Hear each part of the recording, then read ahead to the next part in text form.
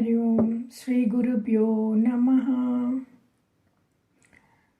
सच्चिदानन्दरूपाय विश्वोत्पत्त्यादिहेतवे तापत्रयविनाशाय श्रीकृष्णाय वयं नमः। हरि ओम ఆత్మస్వరూపులందరికీ నా నమస్కారములు. మనము మొన్నటి క్లాస్లో దితి ఇంద్రుణ్ణి చంపాలని పుత్రుణ్ణి కనాలని వ్రతం చేసింది ఆవిడ. కానీ ఆ వ్రతం చేసి ఆ ఒక్క సంవత్సరంలో ఆవిడ మనసు కొంచెం కొంచెంగా మారడం ప్రారంభించింది. ఫస్ట్ ఏంటి, చంపాల ఎంతో వైరభావంతో, కానీ భగవంతుడి మీద ప్రార్థన చేసి మనసు నియంత్రణలో పెట్టుకొని ఒక లిస్ట్ ఇచ్చారు కదా, చెప్పకూడదు, ఏంటి అబద్ధాలు చెప్పకూడదు, తర్వాత ఎప్పుడు సత్యమే పలకాల, ఎవరిని హింసించకూడదు, దుర్జనులకి దూరంగా ఉండాలా, అలాంటి నియమాలు ఎన్నో పెట్టారు కదా. ఆ నియమాలు పెడుతూ అది పాటిస్తూ ఉన్నప్పుడు ఆవిడ మనసు కూడా మెల్లమెల్లగా సత్వం అయిపోయింది, సత్వగుణంలోకి ఆవిడ వస్తూ ఉందన్నమాట. అలాంటప్పుడు ఆవిడ ఒక వ్రతభంగం కూడా చేసింది. అందువల్లే ఇంద్రుడు ఆవిడ గర్భంలోకి ప్రవేశించి ఆ గర్భంలో ఉన్న పిండాన్ని ఖండిస్తే కూడా వాళ్ళందరూనే చావలేదు. వాళ్ళందరూ సత్వగుణ సంపన్నులైపోయారు. అందుకే వాళ్ళు కూడా దేవతలయ్యి స్వర్గానికి వెళ్ళారు. ఇది అన్నమాట పవర్ ఆఫ్ వ్రతాలు. మనకి ఆది కాలం నుంచి వస్తుంది మన భారతదేశంలో, ఈ నోములు చేయండి, ఆ నోములు చేయండి అనేసి అన్నమాట. సో దానికి ఫలితం తప్పకుండా దొరుకుతుంది. ఎంత కాలమైనా సరే పర్వాలేదు, బట్ ఏదో ఒక ఫలితం దొరుకుతుంది. ఓకే, ఇప్పుడు ఏంటి, వ్రతాలు చేస్తేనే భగవంతుడి దగ్గరికి వెళతారా లేకపోతే వెళ్ళరా అనేసి ఒక క్వశ్చన్ వస్తుంది. వ్రతాలు చేయడం అంటే కష్టం, అందరూ చేయలేరు. అందులో ఈ కలియుగంలో ఆ నియమాలు పాటించడం అంటే చాలా కష్టం అన్నమాట. ఎవరికో ఈ డౌట్ వచ్చింది, ఏంటి భగవంతుడు నిష్పక్షపాతి అంటారు కదా, అలాంటప్పుడు ఎందుకు కొంతమందిని రక్షిస్తాడు, కొంతమందిని శిక్షిస్తాడు, ఇది ఎందుకు అలాగా జరుగుతుంది అనేసి. భగవద్గీతలో కూడా మనం చదువుకున్నాం కదా. అప్పుడు శ్రీకృష్ణ పరమాత్మ ఏమన్నారు, నాకు మిత్రువు శత్రువు అని ఎవ్వరు లేరు, నాకు అందరూ సమానమే. కాదంటే ఎవరు ఎప్పుడు నన్ను తలుచుకుంటారో, నేను చెప్పిన ప్రకారం నడుచుకుంటారో వాళ్ళు నాకు చాలా ఇష్టమైన భక్తులు అవుతారు అని. అంటే ఏంటి, అది మనలో ఉన్నదన్నమాట. భగవంతుడిని ఆలోచిస్తూ ఉంటే, భగవంతుడి గుణగణాలు ఆలోచిస్తూ ఉంటే మన మనసు కూడా అలాగా తిరిగిపోతుంది. అందుకే కదా అంటారు, 7 రోజులు సహవాసం చేస్తే వాళ్ళు వీళ్ళు అవుతారనేసి. ఇప్పుడు మనం ఎప్పుడు భగవంతుడి గుణగణాలని మనం మాట్లాడుకుంటూ ఉంటే, మనం జ్ఞాపకం చేసుకుంటూ ఉంటే అప్పుడు మనసు కూడా అలాగే అవుతుంది. లేకపోతే వాళ్ళు అలాగన్నారు, వీళ్ళు ఇలాగన్నారు అని ఇదే లెవెల్లో ఉండిపోతామన్నమాట. మన అహంకారం లెవెల్లో ఉండిపోతాము. మనం అహంకారం ఎప్పుడు మన భౌతిక ప్రపంచానికి మాయకి ముడిపెట్టేస్తుంది. దీనిలోంచి పైకి వెళ్ళాలంటే భగవంతుడు ఒక్కటే దారి, వేరే దారి ఏమీ లేదు. ఇప్పుడు ఇప్పుడు ఏమైందంటే రాజసూయ యాగంలో ఈ పరీక్షిత్ మహారాజా అడుగుతాడు ఎవరిని, సుఖమహర్షిని. రాజసూయ యాగంలో శ్రీకృష్ణ పరమాత్ముడిని శిశుపాలుడు అంత నిందించాడు కదా, అంత నిందిస్తేనే ఆ నిందని అలాగ ఆయన తీసుకొని ఆఖరిని ఆయన చక్రాయుధంతో శిశుపాలుడి శిరాన్ని ఖండించారు. శిశుపాలిని అలాగ చంపితే కూడా ఆ శిశుపాలుడి ఆత్మ ఏమైంది, అది అలాగ వెళ్ళి శ్రీకృష్ణ పరమాత్మలో చేరుకుంది, సాయుధ్య ముక్తిని పొందారు. అది అందరూ చూశారు, ఆ సభలో అందరూ చూశారు. వాళ్ళందరికీ ఆశ్చర్యం అయిపోయిందన్నమాట. ఇదేంటి, మనకి తెలిసినంత వరకు శిశుపాలుడు చిన్నప్పటి నుంచి శ్రీకృష్ణ పరమాత్మని ద్వేషిస్తూనే ఉన్నాడు. అంత ద్వేషం మనిషిలో పెట్టుకొని అందరి ముందు కూడా ఈ సభలో రాజసూయ యాగానికి వచ్చి ఆయనకి ప్రథమ పూజ ఇచ్చారని చెప్పి ఇంకా ఈర్ష్యకి తట్టుకోలేకుండా ఇంత అవమానం చేస్తే కూడా అది ఎలాగా, చనిపోయిన వెంటనే అతనికి మొత్తం సాయుధ్యముక్తి దొరికింది. ఎంతెంతమంది ఋషులు, ఎంతెంతమంది జ్ఞానులు, వాళ్ళందరూ అంత సాధన చేస్తూ కూడా దొరకంది, అది ఎలాగా శిశుపాలుడికి దొరికింది అని. అప్పుడు నారద మహర్షి అంటారు, భగవంతుణ్ణి నామం మనలో, మన మనస్సులో ఎంత ఉన్నది, ఎప్పుడు ఉన్నది అన్నదే ఇంపార్టెంటు. ఇప్పుడు కంసుడు ఉన్నాడంటే భయపడి చచ్చిపోయేవాడు.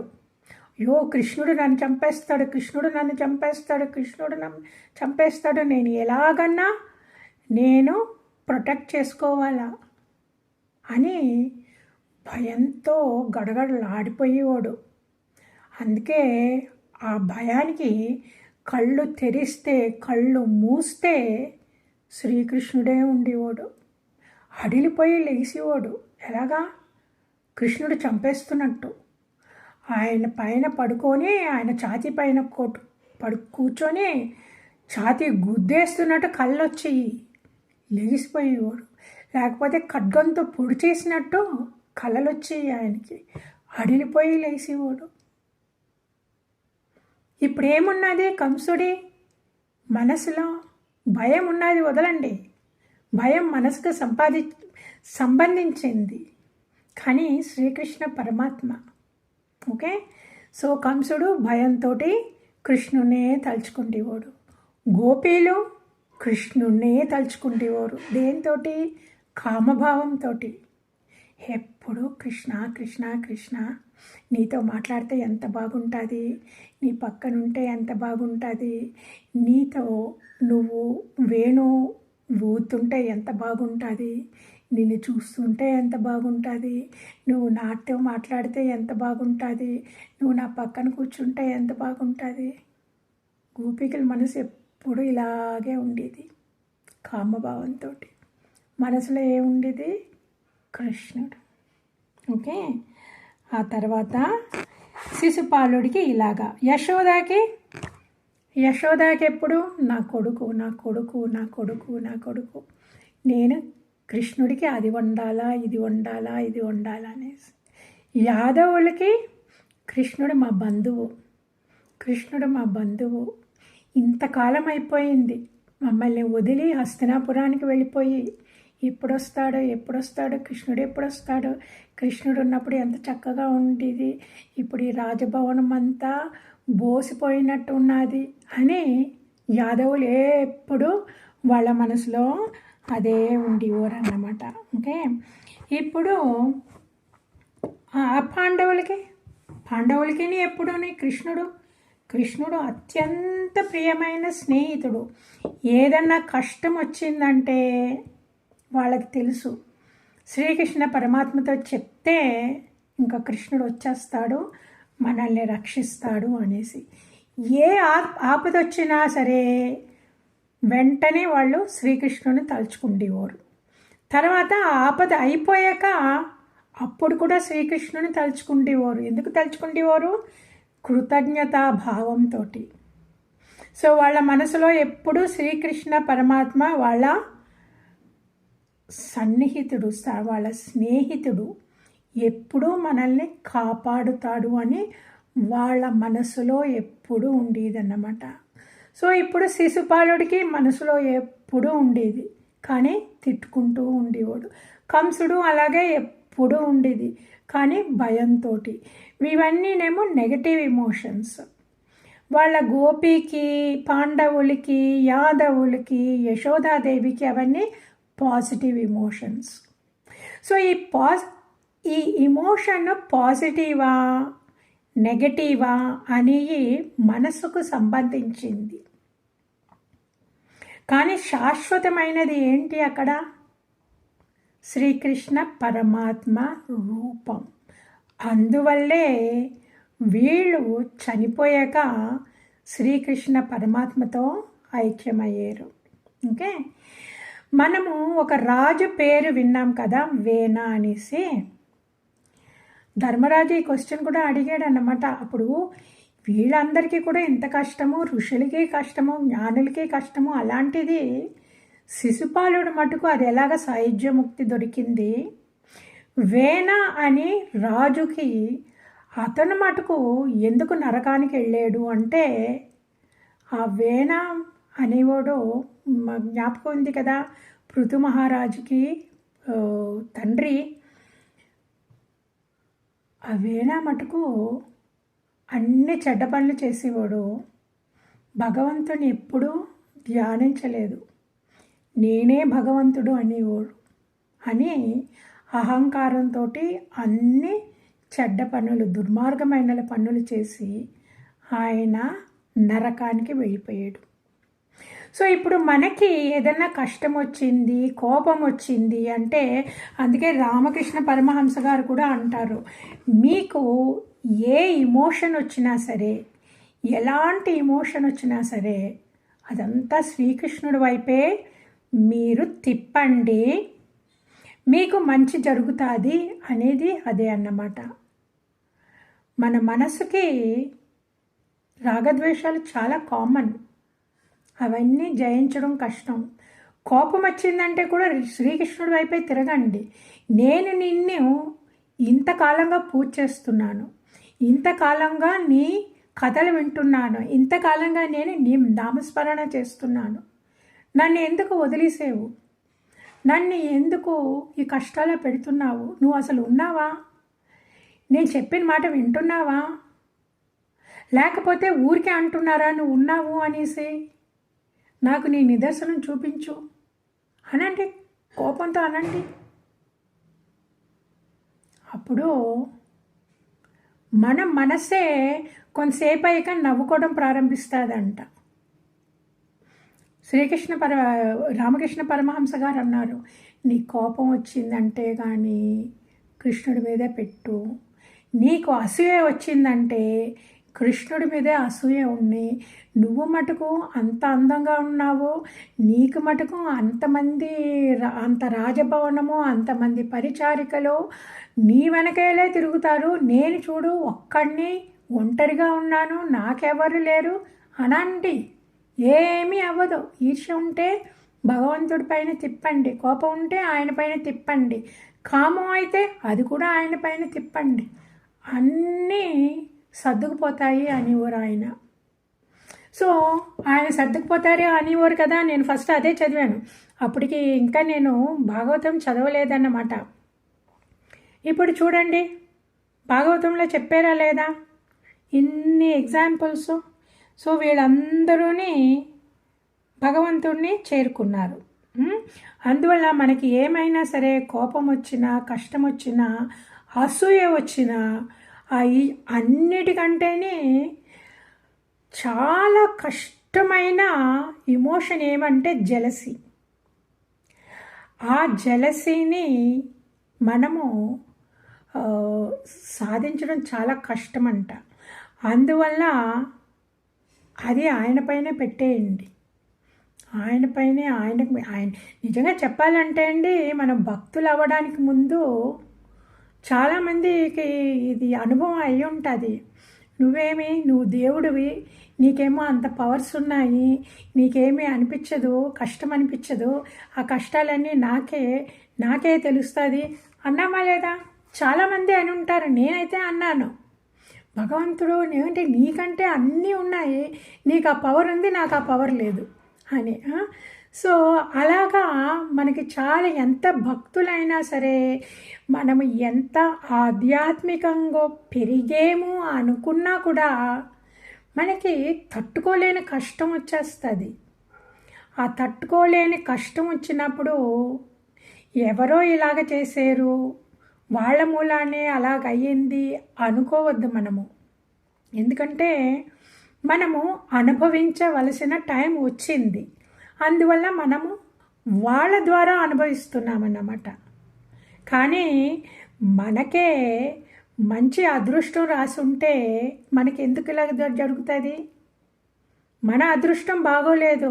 అందుకే మన Hinduism is such a superior religion అండి.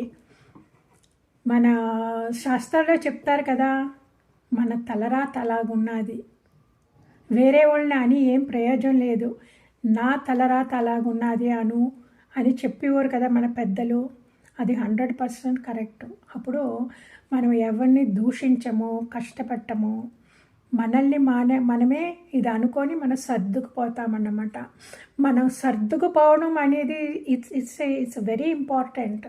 మనం స్పిరిచువల్గా, ఆధ్యాత్మికంగా మనము పెరుగుతున్నామా లేదా అనేది ఎప్పుడు మనకి తెలుస్తుందంటే, తట్టుకోలేని కష్టం వచ్చినప్పుడు సర్దుకుపోవడం మనము ఎప్పుడు అలవాటు చేసుకుంటామో అప్పుడు నిదర్శనం మనకి, నేను ఆధ్యాత్మికంగా ఎదుగుతున్నాను, నేను భగవంతుడికి దగ్గరగా అవుతున్నాను. ఓకే, భగవంతుడికి దగ్గరగా అవుతున్నాను అంటే ఏమిటండి? మనకి దైవీ సంపత్తు, దైవీ గుణాలు ఎక్కువ అవుతున్నాయి మనలోని అని అర్థం అన్నమాట. సో అందుకే దీంట్లో ఏమన్నారు, నారద మహర్షి గారు ఏమన్నారు, అది ఎలాంటి రాగద్వేషాలైనా సరే భగవంతుడు మనసులో ఉంటే ఖచ్చితంగా ఆ మనిషి భగవంతుడినే చేరుకుంటాడనమాట. అది అన్నారన్నమాట. సో అది అయ్యాకని ఇంకొక క్వశ్చన్ వచ్చింది ధర్మరాజు గారికి. ధర్మరాజు గారు అడిగారన్నమాట. ఓకే, ఇప్పుడు ఎప్పుడండి ధర్మరాజు గారు ఉన్నది? ద్వాపర యుగంలో కదా. ఈ సంభాషణ ఎక్కడ జరుగుతుంది? శ్రీకృష్ణ పరమాత్మ ఎదురుగా ద్వాపర యుగంలో రాజసూయ యాగం చేసేటప్పుడు, శ్రీకృష్ణ పరమాత్మకి అగ్రపూజ ఇచ్చినప్పుడు, శిశుపాలుడు చనిపోయేటప్పటికి శిశుపాలుని చంపేశారన్నమాట. సో ఇవన్నీ ఈ సంభాషణ నారద మహర్షికిని ధర్మరాజుకిని ద్వాపర యుగంలో జరుగుతుందన్నమాట. ఓకే, ఇప్పుడు ధర్మరాజుకి ఇంకొక క్వశ్చన్ వచ్చిందన్నమాట. వచ్చి ఏమన్నారు, ఆ శిశుపాలుడు వీళ్ళందరూ చనిపోయారు కదా, అది ఎందుకు అలాగ పుట్టాడు ఏమి అని అడిగితే, అప్పుడు నారద మహర్షి గారు చెప్పి ఏమన్నారంటే, ధర్మరాజా, నేను నీకు ఒక విషయం చెప్తాను విను. ఇంతకుముందు సనత్ కుమారులు, 4 మంది కుమారులు ఎవరో బ్రహ్మగారి పుత్రులు. వాళ్ళు ఎప్పుడు బ్రహ్మగారి సృష్టిలో వాళ్ళే ఫస్ట్ పుట్టించిందన్నమాట.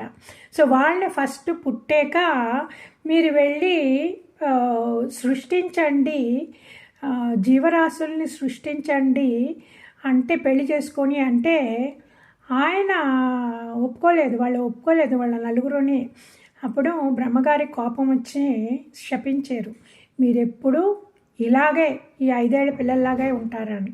అందుకే వాళ్ళు ఎప్పుడూ నగ్నంగా 5 ఏళ్ల పిల్లల్లాగే ఆ నలుగురు ముల్లోకాలు తిరుగుతూ ఉంటారన్నమాట. ఓకే, వాళ్ళందరూ మహాజ్ఞానులు, వాళ్ళందరూ ఎవరో నిర్గుణ సంపన్నులు, ఎప్పుడు కంటంప్లేషన్లోనే నిర్గుణ, నిరాకార, నిర్వికల్ప బ్రహ్మన్ ఆ స్థితిలోనే ఉంటారు. వాళ్ళు ఒకసారి అలాగ లోకాలు తిరుగుతూ తిరుగుతూ వైకుంఠానికి వెళ్ళారంట. నారద మహర్షి చెప్తున్నారు చూడండి ఈ కథ. సో వైకుంఠానికి వెళ్ళారు.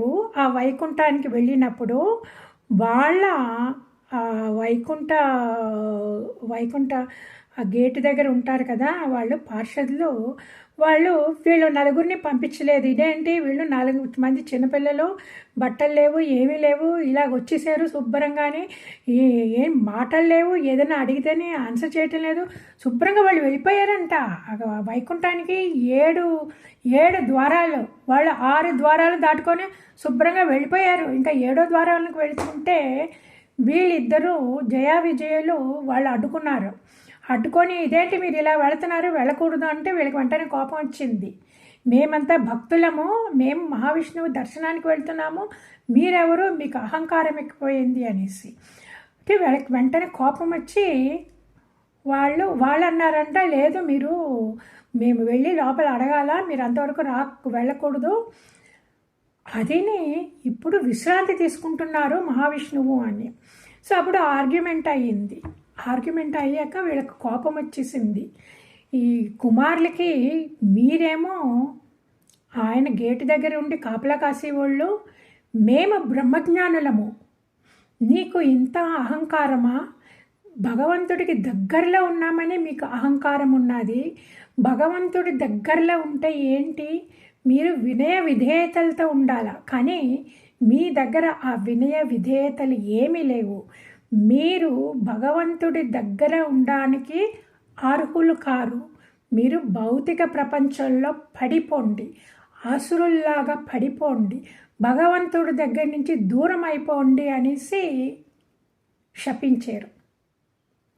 శపించగానే ఆ జయా విజయులు భయపడిపోయి వాళ్ళ కాళ్ళ మీద పడి వేడుకుంటున్నారు. ఆ వేడుకుంటుంటే ఆ శబ్దానికి లోపల నుంచి మహావిష్ణువు వచ్చారన్నమాట. ఆ మహావిష్ణువు ఇంకా ఆయన అక్కడ రాగానే తెలుసు కదా, మహావిష్ణువు ఆజానుబాహుడు, అంత అందమైన పట్టు పీతాంబరం, వనమాల, దగదగ మెరిసిపోయి నగలు, కర్ణ కుండలాలు, కిరీటం, అందమైన కళ్ళు, చిరునవ్వు, మిలమిల మెరిసిపోయి ఆ దంతకాంతులు. ఆ తర్వాత ఆయన శరీరం దగదగదగ మెరిసిపోతుంది. అంతేకాదు సుగంధ పరిమళం ఆయన శరీరం నుంచి. ఆయన ఇంకెలా రాగానే వీళ్ళు నలుగురు చిన్నపిల్లలు కదా, చిన్న వాళ్ళు అన్నమాట. ఈయనేమో ఆజానుబాహుడు, అంత అందమైన విగ్రహం. ఫస్ట్ ఆయన చూడగానే కళ్ళు అప్పగించేశారు ఆనందంతో, ఇంకేం మాట్లాడలేకపోయారు. వెంటనే పరిగెట్టుకెళ్ళి ఆయన ముట్టుకుంటున్నారు, ఆయన కాలు ముట్టుకుంటున్నారు, పాదాలు ముట్టుకుంటున్నారు. ఎంత మెత్తగా ఉన్నది, ఎంత సువాసనంగా ఉన్నది, ఎంత మెరిసిపోతుంది అని.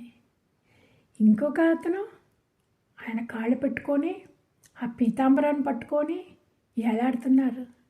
ఇంకొక ఆయన చేతిలో ఉన్న గద, ఆ గదని పట్టుకొని మెరిసిపోతుంది, ఎలాగున్నది, ఎవరని ఇంకా అలా చూస్తూ ఉన్నారనమాట. ఇక్కడ చూడడం, అక్కడ చూడడం, ఇక్కడ చూడడం, అక్కడ చూడడం, పట్టుకోవడం. ఆ సిల్క్ ఎంత సాఫ్ట్గా ఉన్నది, ఆయన చర్మం ఎంత సాఫ్ట్గా ఉన్నది, ఎంత వెచ్చగా ఉన్నది. ఎంత ఇంకా చెప్పలేని ఆనందం. అది ముట్టుకుంటే, ఆయన శరీరాన్ని ముట్టుకుంటే చెప్పలేను, ఇంకా మన మాటలతో వివరించలేని ఆనందం అన్నమాట. ఆ ఆనందంతో ఆయన ముట్టుకుంటుని అక్కడ ఇక్కడ ఇటేపు అటేపు ఇటేపు ఆయన చుట్టూ తిరుగుతూ ఉంటే మహావిష్ణువు కూడా నవ్వేసింది, ఆయన నవ్వేరు. అవి అంతలోపల ఇంత పెద్ద గొడవ అయింది కదా, కోపం వచ్చి శపించడం అవన్నీ. కానీ ఈయన చూడగానే అన్నీ మర్చిపోయారు, భగవంతుని దర్శనం అవగానే అన్నీ మర్చిపోయారు. అప్పుడు వీళ్ళు జయా విజయులు ఏడుస్తూ చెప్పారు. చెప్తే ఆయన అన్నారు, వీళ్ళు నా మహాభక్తులు, బ్రాహ్మణులు, వాళ్ళ పెట్టిన శాపం వృధా పోకూడదు. సో మీరు భూలోకానికి వెళ్ళండి, వాళ్ళు చెప్పినట్లు మీరు అసురులుగానే ఉండండి, కానీ ఆ 3 జన్మల తర్వాత నా దగ్గరికి వచ్చేస్తారు, మీకు ముక్తిని నేనే ప్రసాదిస్తాను, మీరు నా దగ్గరికే వద్దురు కానీ భయపడకండి అని ఆయనకి అభయం ఇచ్చి వీళ్ళని సంతోషపరిచి వాళ్ళకి అభయం ఇచ్చి ఆయన లోపలికి వెళ్ళిపోయారు. ఓకే, ఇది జరిగాక 3 జన్మలు ఎత్తారు వాళ్ళు. ఓకే, హిరణ్యాక్షుడు, హిరణ్యకశిపు ఎప్పుడు? ఫస్ట్ యుగం సత్యయుగంలో హిరణ్యాక్షుడు, హిరణ్యకశిపు చంపడానికి నరసింహ అవతారం ఎత్తాడు. హిరణ్యాక్షుడిని చంపడానికి ఏమెత్తారు? వరాహ స్వామి అవతారం ఎత్తారు. రైట్, ఒక జన్మ అయిపోయింది. హిరణ్యాక్షుడు, హిరణ్యకశిపు ఒక జన్మ అయిపోయింది. ఇంకా రెండో జన్మ ఎప్పుడు? రెండో జన్మ త్రేతాయుగంలో కష్ణిపి అనే ఆవిడికి, కేసిని అనే ఆవిడికి రావణుడు కుంభకర్ణుడుగా జన్మించి శ్రీరాముడి చేత వధింపబడ్డారు. అది ఎప్పుడు? త్రేతాయుగంలో. ఫస్ట్ ఏమో కృతయుగంలో, సెకండ్దేమో త్రేతాయుగంలో. ఆ తర్వాత ద్వాపర యుగంలో శ్రీకృష్ణ పరమాత్మ చేత శిశుపాలుడు, దంతవక్రుడు వీళ్ళిద్దరుగా పుట్టి శ్రీకృష్ణ పరమాత్మ చేత చంపబడ్డారు. ఓకే, ఇప్పుడు ఈ కథ ఎవరు చెప్తున్నారండి? నారద మహర్షి గారు ద్వాపర యుగంలో ధర్మరాజుకి శ్రీకృష్ణ పరమాత్మ ఎదురుగా ఈ కథలన్నీ చెప్తున్నారు. చూడండి తమాషా, శ్రీకృష్ణ పరమాత్మ అక్కడ కూర్చొని వింటూ ఉన్నారన్నమాట. ఆయన లీలలో నరసింహ అవతారం లీల, రామావతారం లీల, కృష్ణావతారంలో శిశుపాల, దంతవక్ర సంహారం ఎలాగ జరిగింది అనేసి. ఇప్పుడు ధర్మరాజుకి అర్థమయ్యింది ఎందుకు వీళ్ళు ఇలాగ పుట్టారు, ఎందుకు వీళ్ళు ఇంత కష్టపెట్టారు అందరినీ. సో ఇది శాపము, జయా విజయులకి కలిగిన శాపము. కానీ వాళ్ళు భక్తుల మూలాన పరమాత్మయే వాళ్ళని ఫైనల్గా రక్షించి తన వైకుంఠానికి మళ్ళా తీసుకెళ్ళిపోయారన్నమాట. ఓకే, ఈ సీన్ మీరు ఊహించుకోండి, చాలా బాగుంటుంది ఈ సీన్. కానీ మనం ఊహించుకుంటే అక్కడ శ్రీకృష్ణ పరమాత్మ సింహాసనం మీద కూర్చున్నారు, ధర్మరాజు నారద మహర్షిని కథలు చెప్పుకుంటున్నారు, ఆయన వింటున్నారు, శ్రీకృష్ణ పరమాత్మ వింటున్నారు. నాకు అనిపించింది కృష్ణ ఏమనుకుంటారు? మనం ఇప్పుడు ఎక్కడైనా కూర్చొని మనెవరో స్కూల్ ఫ్రెండ్స్ దొరికారు అంటే, అయ్యో 30 ఏళ్ళు అయింది నిన్ను చూసి, ఎలాగున్నావు? ఓ మన స్కూల్లో ఇలాగుండేవాళ్ళం కదా, ఎంత చక్కగా ఉండేది కదా, ఆ టీచర్ ఎంత చక్కగా నేర్పించేవారు కదా, మన క్లాస్లో ఈ పిల్ల ఉన్నది జ్ఞాపకం ఉన్నదా నీకు? ఆవిడ ఏం చేస్తుంది, ఎక్కడుంది, నీకేమైనా కలిసేవా? ఇలాగే కదండి మనం మాట్లాడుకుంటాము. అవన్నీ పాత జ్ఞాపకాలు అన్నీ తెచ్చుకొని మాట్లాడుకుంటాం కదా. నాకు అలాగే అనిపించింది. అక్కడ శ్రీకృష్ణుడు అన్నీ పాతవన్నీ జ్ఞాపకం చేసుకుంటున్నారేమో ఆయన. చూడు నరసింహావతారం అందరూ చూసి భయపడిపోయారు నన్ను. ప్రహ్లాద్ ఒక్కడికే భయం లేదు, నా దగ్గరకు వచ్చాడు. మిగతా వాళ్ళందరూ బ్రహ్మాది దేవతలు, లక్ష్మీదేవి కూడా అదిరిపోయింది నన్ను చూసి అని ఆయన నవ్వుకుంటున్నారేమో అనిపించింది నాకు అక్కడ కూర్చొని. ఓకే, ఆ తర్వాత ఆయన రామాయణంలో ఇలాగా రావణుడిని కుంభకర్ణుడిని చంపినప్పుడు రామావతారం ఎత్తాను కదా, అప్పుడు ఎంత కష్టపడ్డాను కదా. ఆ వనవాసం 14 ఏళ్ళు సీతను ఎత్తుకుపోయాడు రావణుడు. ఆ యుద్ధం చేయడానికి ఎంతమంది వానరులు, ఎంతమంది ఉడతలు, ఎంతమంది పక్షులు, ఎంతో పక్షులు కూడా, ఎన్ని రకాల మృగాలు ఉన్నాయో, ఎన్ని రకాల పక్షులు ఉన్నాయో అవన్నీ వచ్చేసినాయి అంట శ్రీరాముడికి సేవ చేయడానికి, ఆ యుద్ధానికి, ఆ వంతెన నిర్మించడానికి. అప్పుడు అనుకున్నాను, శ్రీకృష్ణ పరమాత్మ కూడా ఇలాగే కూర్చొని ఇవన్నీ ఆలోచిస్తున్నారో ఏమో అనేసి.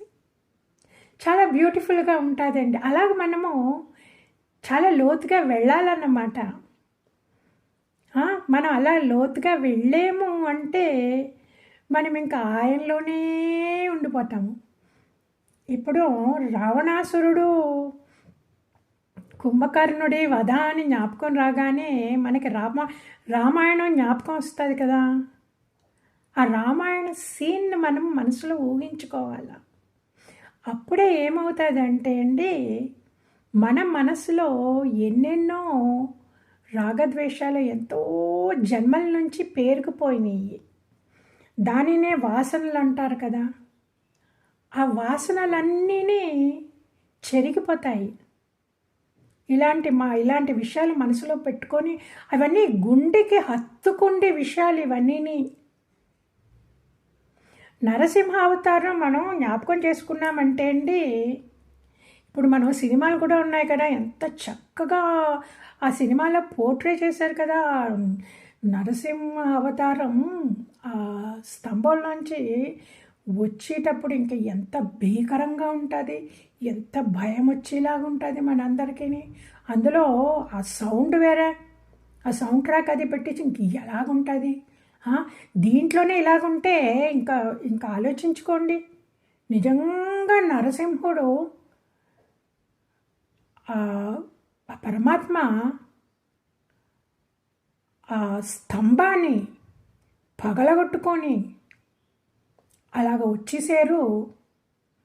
అంత గట్టిగా గర్జించుకుంటూ పెద్ద పెద్ద కూరలు పెట్టుకొని అంత కోపంతో లెగిసి వచ్చి ఆ చుట్టుపక్కల ఉన్నాయన్నీ ఆ ఇరిగిపోయిన స్తంభంతో అలాగా తిప్పేస్తే అందరూ పడిపోయారంట.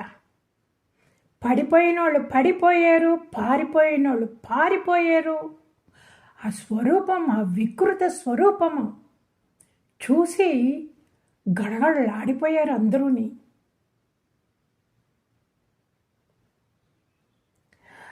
అది మనం ఊహించుకొని మనం కూడా గడగడలాడాల. ఎందుకంటే మన ఎదురుగా నరసింహమూర్తి ఉన్నారు. మనలో కూడా రాగద్వేషాలు ఉన్నాయి కొంచెం. మన రాగద్వేషాలన్నీ ఫుల్గా అయిపోయినాయి అంటే మనం ఫుల్గా సైలెంట్ అయిపోయి ఉండేవాళ్ళం అన్నమాట. మనకి ఇంకా అవ్వలేదు, ఇంకా ఉన్నాయి కొంచెం అక్కడక్కడక్కడక్కడ ఉన్నాయన్నమాట. అవన్నీ పారిపోవాలా. అది ఆ ఊహించుకొని కొంచెం సేపు అయ్యాక మనకి జ్ఞానం ఉన్నది కదా, మహావిష్ణువు రక్షించడానికని, తన భక్తుడిని రక్షించడానికని ఇలాగొచ్చారు అనేసి మనకి జ్ఞానం ఉన్నది కదా. అప్పుడు ఇది మళ్ళీ జ్ఞాపకం వస్తుంది మనకి. ప్రహ్లాదుడు ఒక్కడే ఆడలేదు. ఎందుకు? ప్రహ్లాదుడేమో చిన్న వయసు, చిన్న పిల్లోడు, చిన్న సైజు. కానీ నరసింహమూర్తి ఆయన సైజు ఏంటి, ఇంకా ఆయన గర్జించడం ఏమిటి, ఇలాగ తల తిప్పితే ఏంటి పెద్ద సుడిగాలు వచ్చేసినట్టు ఉండేదంట. అలాంటప్పుడు కూడా ప్రహ్లాదుడికి ఏమీ అనిపించటం లేదు, ఎంతో సంతోషంగా చూస్తున్నాడు అంట. అంటే భక్తి. ఎందుకంటే ఆయన చెప్పిందేమో నీ దేవుడు దీంట్లో ఉన్నాడా, నీ మహావిష్ణువు, నీ నారాయణుడు ఈ స్తంభంలో ఉన్నాడా అంటే అవును స్తంభంలో ఉన్నాడు అన్నారు. అంతవరకుని ప్రహ్లాదుని మనస్సులో ఏంటి, చాలా అందమైన నారాయణ స్వరూపము. కానీ ఆ అందమైన స్వరూపం రాలేదు బయటికి, భయంకరమైన స్వరూపం వచ్చింది. ఒక్క సెకండ్ అలా అనిపించేది. ఎందుకంటే తను ఊహించుకున్నలా కాదు, వేరేలాగా వచ్చారని. కానీ వెంటనే తెలిసిపోయింది భక్తుడికి. ఎందుకంటే వెరీ స్ట్రాంగ్ కనెక్షన్ విత్ పరమాత్మ. సో అది మనము ఆ లెవెల్కి వెళ్ళిపోవాలన్నమాట. ఓకే, సో అప్పుడు అనిపించింది, ఓ శ్రీకృష్ణ పరమాత్మ ఇవన్నీ అనుకుంటారా, చూడు నేను అలాగ వచ్చేసాను, ఎంత చక్కగా అడలగొట్టేసాను అందరినీ అనుకుంటారా అనిపించింది అనమాట నాకు. ఓకే, సో ఇవన్నీ అన్నమాట. ఇప్పుడు సో ఇలాగొచ్చినప్పుడు ఇప్పుడు ఇంకా సో ఇలాగ వస్తారు, అప్పుడప్పుడు వస్తారు భగవంతుడే. కానీ భగవంతుడి మీద మనసు ఎవరికి ఉంటుందో వాళ్ళు ఎలా పూజించినా సరే ఆయన ఎలాగో ఒకలాగా వచ్చేసి రక్షించేస్తారు అనేసి చెప్పి ఇప్పుడు అంటున్నారు. ఇప్పుడు హిరణ్యాక్షుడు ఉన్నాడు కదా, ఆ హిరణ్యాక్షుడిని చంపిన వెంటనే హిరణ్యకశిపుకి ఇంకా పట్టలేని కోపం వచ్చేసిందంట. ఇంకా ఎంత కోపం వచ్చిందంటే అగ్గిలాగా రగిలిపోయాడంట. రగిలిపోయి, ఎందుకు హిరణ్యాక్షుడి సోదరుడు హిరణ్యకశిపు. సో హిరణ్యాక్షుడిని చంపగానే ఇప్పుడు సోదరుడికి కోపం వస్తుంది కదా, సో అగ్నిగా రగిలిపోయి ఆయన సేవకులందరూ ఉంటారు కదా, వాళ్ళన్నీ పిలిచారంట పెద్ద గొంతెట్టుకొని. ఓ ద్విమూర్త, తక్ష, సంబర, శతబాహు, హయగ్రీవ, సముచి, పాక, విప్రచిత్తి, పులోమ, శకునాది, ఓ దైత్యులందరూ రండి రండి, నేను చెప్పే మాట వినండి. మనము ఇప్పుడు ఆ మహావిష్ణువుని పట్టుకోవాలా. ఆ విష్ణువు నా సోదరుని చంపాడు. నా సోదరుని ఎందుకు చంపాడు? దేవతల పక్షాన చేరి ఇంద్రుని రక్షించాలి అనేసి నా సోదరుని చంపాడు. ఈ విష్ణువు ఎప్పుడూ దేవతల పక్షపాతి, ఇంద్రుడు పక్షపాతి. దేవతలకి ఏం కావాలో, ఇంద్రుడికి ఏం కావాలో అవన్నీ చేయడానికి మనల్ని చంపుతాడు. ఇప్పుడు మనము ఆ విష్ణువునే చంపేస్తే మనకి ఇంకా దేవతల దగ్గర నుంచి ఏం భయం ఉండదు. ఆ చెట్టుని చంపాలంటే వేరు నరికేయాల, మనము అలాగా విష్ణువునే మనం చంపేస్తే మనకి ఇంకా భయమే ఉండదు, దేవతలు మిగిలితే భయమే ఉండదు. ఈ దేవలోకాలన్నిటికీ మనమే రాజులైపోతాము. రండి, వాళ్ళనందరినీ హతమార్చాలి అంటే ఫస్ట్ మనము విష్ణువుని హతమార్చాల. ఇప్పుడు విష్ణువుని హతమార్చాలా అంటే మనము దేవతలకి వెళ్ళి ఆహుతుల్ని వెళ్లకుండా చేయాల, యజ్ఞ యాగాది కార్యాలన్నీ ఆపేయాల, బ్రాహ్మణులందరినీ చంపేయాల, ఎక్కడెక్కడ వేద పాఠాలు జరుగుతున్నాయో అవన్నీ ధ్వంసం చేసేయాల, ఆ గోవులన్నీ చంపేయాల, ఆ వనాలన్నీ చంపేయాల, ఆ చెట్లు పళ్ళు పువ్వులు కాసి అన్నీ చంపేయాల, ఈ గ్రామాల్ని విధ్వంసం చెయ్యాల. ఇవన్నీ మనం విధ్వంసం చేసేసేము అంటే ఇంకా యజ్ఞయాగాది కార్యాలు చేసేవాళ్ళు ఎవరు ఉండరో. వీళ్ళు చేయకపోతే దేవతలకి ఆహుతి వెళ్ళదు. అప్పుడు దేవతలందరూ చాలా వీక్గా అయిపోతారు. అప్పుడు మనకి విష్ణువుని చంపడం ఈజీ. ఇప్పుడు విష్ణువు కూడా దేవతల మీదే ఆధారపడి ఉన్నాడు అనుకున్నాడు అన్నమాట. ఓకే, సో హిరణ్యకశిపుది బుద్ధి ఆ లెవెల్లో, రైట్. విష్ణువు కూడా దేవతల మీద, వీళ్ళందరూ ఒక గ్రూప్ కదా, విష్ణువు ఇంద్రుడు దేవతలు అందరూ. సో ఇప్పుడు విష్ణువుని చంపాలంటే వీళ్ళందరినీ కష్టపట్టాలా, అప్పుడు ఆయన వీక్ అయిపోతారు. వీళ్ళెవ్వరూ ఆయనకి సపోర్ట్కి వెళ్ళలేరు. అప్పుడు మనము విష్ణువుని చంపేయచ్చు అనేసి అన్నమాట ఈయన ఐడియా. ఇంకా ఇది చెప్పగానే వీళ్ళ గుంపు ఉన్నది కదా, ఈ దైత్యులందరికీ ఇంకా తీవ్రమైన ఉత్సాహం వచ్చేసిందంట. ఈ రాజసిక్ తామసిక్ వాళ్ళకి ఎప్పుడూని వేరే వాళ్ళని కష్టపెట్టాలా, వేరే వాళ్ళని ధ్వంసం చేయాలా అంటే ఎక్కడ లేని ఉత్సాహం వచ్చేస్తుంది. వాళ్ళ గుంపులో చేరుకుంటారన్నమాట. ఓ అలాగైంది, ఇలాగైంది, ఇలా చేద్దాం, అలా చేద్దాం. వాళ్ళు చాలా ఇంటెలిజెంట్ పీపుల్, వాళ్ళేం ముద్దులు కాదు. ఆ టెర్రరిజం అది జరుగుతుంది, అంత పెద్ద పెద్ద ప్లాన్ చేసి బాంబులు వేసేయడం, విమానాలు పరగొట్టేయడము, ట్రైన్స్ పరగొట్టేయడము, అదేంటి ఈజీ అండి మీకు? మనకి దాంట్లో ఒక 1% ఐడియా ఇస్తే కూడా మనం చేయలేమన్నమాట. కానీ వాళ్ళు చాలా ఇంటెలిజెంట్, కానీ ఆ ఇంటెలిజెన్స్ దుర్మార్గానికి ఉపయోగించుకుంటారు.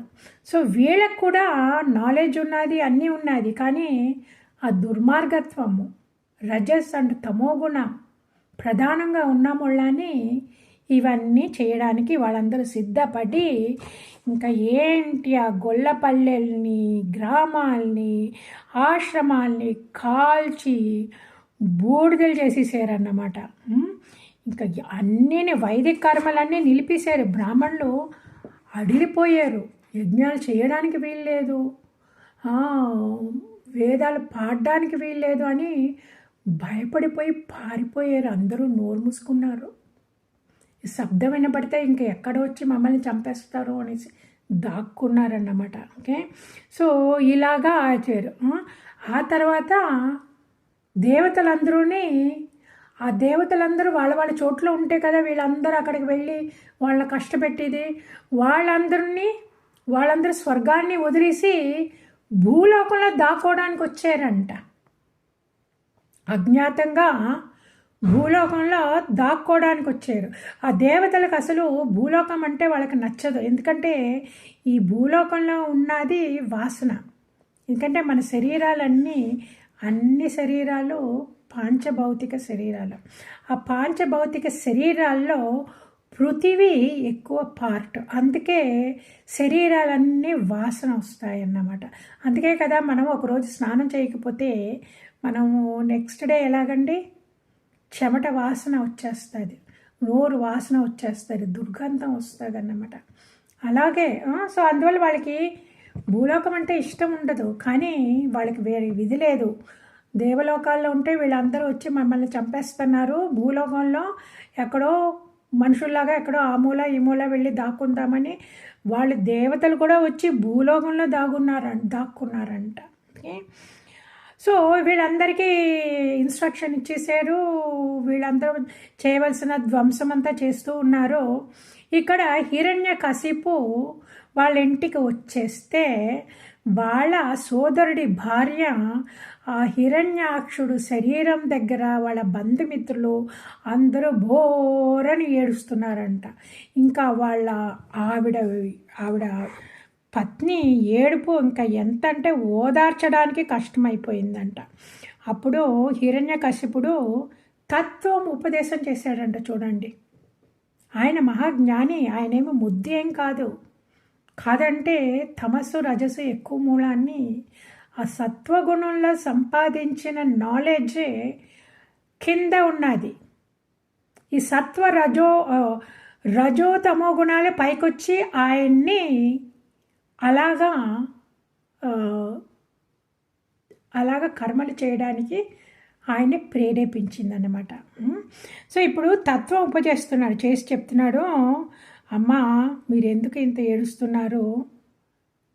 నా సోదరుడు వీరమరణం పొందాడు. వరహామూర్తితో యుద్ధం చేసి ఆ యుద్ధంలో వీరమరణం పొందారు. ఆ వీరమరణం పొందిన మూలాన ఆయనకు స్వర్గం దొరుకుతుంది. మీరు ఏడవకూడదు.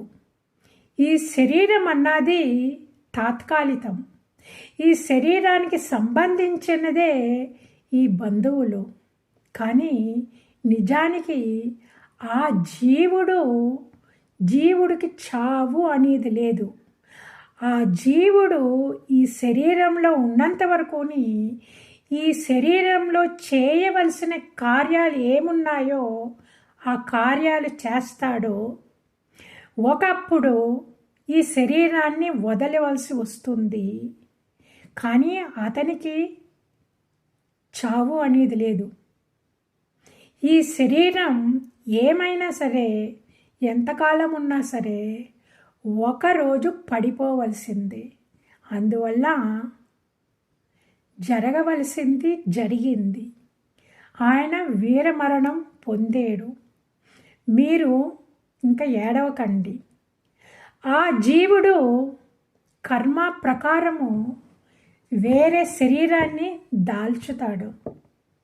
అందువల్ల మీరింకా ఊరడిల్లండి. కావలసిన దహన సంస్కారాలు చేద్దాము అంటే వాళ్ళకి కొంచెం అర్థమైంది. కానీ ఒకసారి ఇలా చెప్పగానే దుఃఖంలో ఉన్న వాళ్ళకి ఇలా చెప్పగానే ఆ దుఃఖం పోదండి. It's not that easy. అందువల్ల హిరణ్యకశిపు ఇంకొక కథ చెప్పి అంటున్నారు, ఇంతకుముందు ఉసీనర దేశంలో సాయుజుడు అనే రాజు ఉండేవారు. ఆ రాజు యుద్ధం చేసేటప్పుడు యుద్ధంలో ఆయన మరణించారంట. యుద్ధంలో మరణించినప్పుడు ఎలాగ మరణించాడు అంటే ఆయన భుజం తెగిపోయింది, వక్షస్థలం ఫుల్గా బాణాలు, శరీరం ఫుల్గా రక్తమయమైపోయింది. ఆ మృత శరీరం చూడ్డానికే భయంకరంగా ఉన్నదంట. అంత నాటులతోటి సగం మొండం అక్కడ, చేతులు అక్కడ ఇలాగపడి వక్షస్థలం ఇలాగయ్యి ఇంత రక్తంతో తడిచిపోయి ఉంటే చూడ్డానికే భయంకరంగానే ఉంటే కూడా ఆ రాణులందరూ పక్కన కూర్చొని ఏడుపు. ఆ శరీరాన్ని దహన సంస్కారాలు చేయడానికి వాళ్ళు వదలటం లేదంట. ఇంకా ఏడుపు చూసి యమధర్మరాజుకే చాలా శోకమయ్యి పాపం వీళ్ళింత ఏడుస్తున్నారు, వీళ్ళకి జీవితం అంటే ఏమీ తెలియదు, వీళ్ళకి జీవిత సత్యాలు నేర్పిస్తాను అని ఆయనే వచ్చారంట. యమధర్మరాజే కరుణతోటి కిందకి ఒక బాలుడి రూపంలో వచ్చి చెప్పారంట, అమ్మా మీరందరూ మూర్ఖులాగా ఎందుకు ఏడుస్తున్నారు? ఎవరి కోసం ఏడుస్తున్నారు మీరు? ఏమిటి ఆ శరీరంలో ఉన్నది మీతో మాట్లాడటం లేదన్నా? శరీరం ఇంకా సగం శరీరం ఇక్కడే ఉన్నది కదా, శరీరం మీ ఎదురుగా ఉంది కదా. మీతో మాట్లాడటం లేదని ఏడుస్తున్నారా? ఆ మాట్లాడి జీవుడు శరీరం వదిలి వెళ్ళిపోయాడు. ఆ జీవుడికి ఏమీ అవ్వలేదు. ఆ జీవుడికి మరణం అనేది లేదు. ఈ శరీరానికి మాత్రమే మరణము. ఇప్పుడు ఈ యుద్ధంలో వీర మరణం పొందకపోతే కూడా ఒకరోజు మరణం వచ్చే ఉంటుంది ఆయనకి. అందువల్ల ఈ ప్రకృతి నైజం ప్రకారం ఏది అవ్వాలో అదే అయ్యింది. మీరు ఇంకా శోకించడం మాని దహన సంస్కారాలకి అనుమతి ఇవ్వండి. ఆ జీవుడు పుట్టడానికి ముందు ఎక్కడున్నాడో మీకు తెలియదు. శరీరాన్ని వదిలి వెళ్ళకపోయాక కూడా ఎక్కడికి వెళ్ళిపోయాడో అని మీకు తెలియదు. మీ అనుబంధం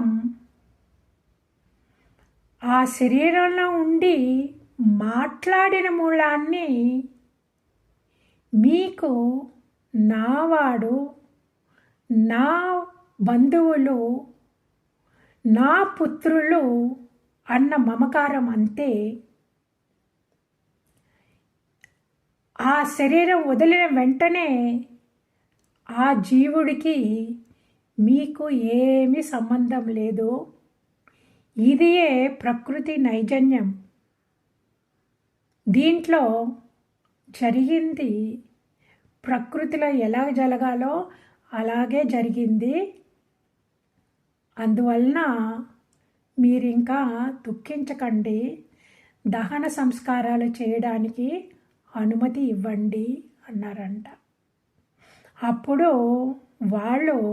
వాళ్ళకు ఆశ్చర్యం వేసిందంట.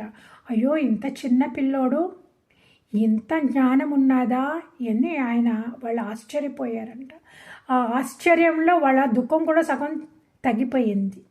సో వెంటనే వాళ్ళు చేయవలసిన దహన సంస్కారానికి అనుమతి ఇచ్చి వాళ్ళు సంస్కారాలన్నీ చేశారంట. సో ఆ విషయము ఇప్పుడు హిరణ్యకశిపుడు వీళ్ళకి చెప్తే ఇప్పుడు వాళ్ళకి ఇంకా గట్టిగా అర్థమైంది. ఫస్ట్ కొంచెం అర్థమైంది, కానీ ఆ దుఃఖం ఇంకా ఎంత దుఃఖము అంటే వాళ్ళు కోలుకోలేకపోయారు. ఇప్పుడు ఈ కథ చెప్పాక వాళ్ళు కోలుకున్నారు. ఇప్పుడు చూడండి, హిరణ్యకశిపుడికి ఎంత జ్ఞానం ఉన్నదో కదా. తత్వం బోధించి ఆయనకు తత్వం అర్థమయ్యింది, తత్వం బోధించగలిగాడు, అన్నీ చేశాడు. కానీ ఆ శత్రుత్వం, ఆ ఎనిమిటీ,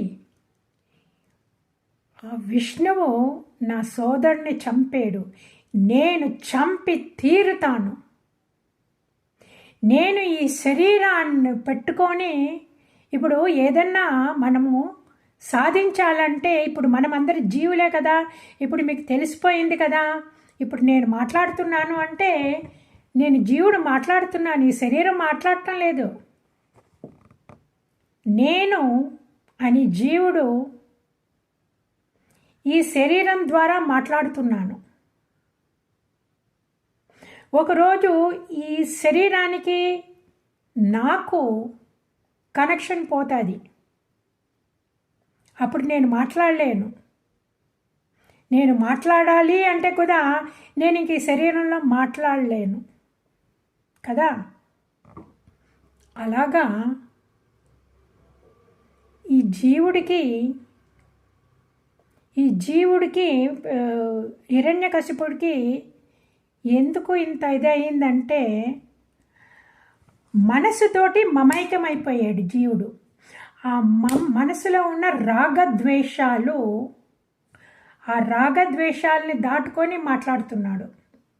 ఆ రాగద్వేషాలను అధిగమించటం లేదు. ఆ రాగద్వేషాలతో కూరుకుపోయి నేను విష్ణువుని చంపుతాను, వాళ్ళని ధ్వంసం చేస్తాను అనేది మనస్సు, చెడ్డ మనస్సు. ఆ చెడ్డ మనసునే ఏమంటారు శాస్త్రంలో? తమోగుణము, రజోగుణము అంటారన్నమాట. ఆయనకున్న జ్ఞానం, ఆ జ్ఞానము సత్వగుణంలో ఆయన సంపాదించారు. కానీ ఆయనకి ఆ రజో తమో గుణాలు ఎక్కువ ఉన్న మూలాన్ని ఇలాగా మాట్లాడుతున్నాడు, వ్యవహరిస్తున్నాడు. ఈ శరీరం పెట్టుకొనే నేను తపస్సు చేసి శక్తుల్ని సంపాదించి నేను విష్ణువుని చంపుతాను అని శపథం చేశాడు. ఓకే, ఇప్పుడు తపస్సు చేయడం అంటే మామూలు పని కాదు, కానీ ఆ తపస్సు చేస్తాను నేను. ఈ శరీరంతో నేను తపస్సు చేస్తాను. తపస్సు చేసి శక్తులన్నిటినీ సంపాదిస్తాను. తపస్సుతో వచ్చిన శక్తులతోటి నేను ధ్వంసం చేస్తాను. అదే ఆసురీ స్వభావం. ఓకే, ఇప్పుడు కపిల ముని గారు తపస్సు చేశారు, కశ్యప ముని గారు తపస్సు చేశారు, కర్దమ ముని గారు తపస్సు చేశారు, దేవహుతి తపస్సు చేశారు, ధ్రువుడు తపస్సు చేశారు. ఆ తపస్సుకి ఈ తపస్సుకి చాలా డిఫరెన్స్ ఉన్నది. సో మనం ఏది కావాలా అనుకుంటాము దాన్ని బట్టి మన స్వభావం తెలిసిపోతుంది. వాళ్ళు మంచివాళ్ళ చెడ్డవాళ్ళ. లోకానికి మంచిది చెయ్యాలా అంటే వాళ్ళు దైవీ సంపత్తులు. దేశం బాగోవాలని ఎంతోమంది తపస్సు చేస్తున్నారు. ఇప్పుడు కూడా మన దేశంలో ఇన్ని జరుగుతున్నాయి అనేసి ఎన్నెన్నో గ్రూపులు అండి. ఏంటి, ఇన్నిసార్లు మేము విష్ణు సహస్రనామం చదువుతాము, ఇన్నిసార్లు ఈ మంత్రాలు చదువుతాము, ఇన్ని యజ్ఞాలు చేస్తాము, అలాంటివన్నీ జరుగుతున్నాయి. ఎందుకు, మన హిందూ ధర్మం వర్ధిల్లాలా అనేసి అవన్నీ చేస్తున్నారన్నమాట. అవన్నీ తపస్సులు వాళ్ళందరూ చేస్తున్నారు. అంటే మనం బాగోవాలా, అందరూ సురక్షితంగా ఉండాలా, సంతోషంగా ఉండాలా, అహింసతో ఉండాలా, మిత్రభావంతో ఉండాలని చేస్తున్నారు వాళ్ళందరూ. ఆ తర్వాత ఇంకొక గ్రూప్ కూడా ఉన్నది. వాళ్ళు కూడా కష్టపడి నేర్చుకుంటున్నారు ఆ టెక్నిక్స్ అన్నీ. ఆ టెక్నిక్స్ నేర్చుకోవాలంటే అది ఒక తపస్సు. వాళ్ళు గురి పెట్టేశారు, ఆ గురి పెట్టి చేస్తున్నారన్నమాట. ఆ గురి పెట్టి ఇలాగ ప్లాన్ చేయాలా, అలాగ ప్లాన్ చేయాలా, ఆ టైంలో ఇక్కడ బాంబు వేయాలా, పేల్చాలా, అది కూడా పెద్ద తపస్సు అండి. It's not easy. Single pointed concentration, single pointed dedication, ఈ పని చేస్తాను అనేసి. సో ఇది అన్నమాట. ఏదన్నా పెద్ద లెవెల్కి ఎదగాలంటే, మంచి చేసి ఎదగాలన్నా, చెడ్డ చేసి ఎదగాలన్నా తపస్సు. సో ఆ తపస్సు అన్నమాట. సో ఆ తపస్సు మనము ఎలాంటి తపస్సు చేస్తాము, మనము లిటిల్ బిట్ అందరూ బాగోవాలనేసి చేద్దాం.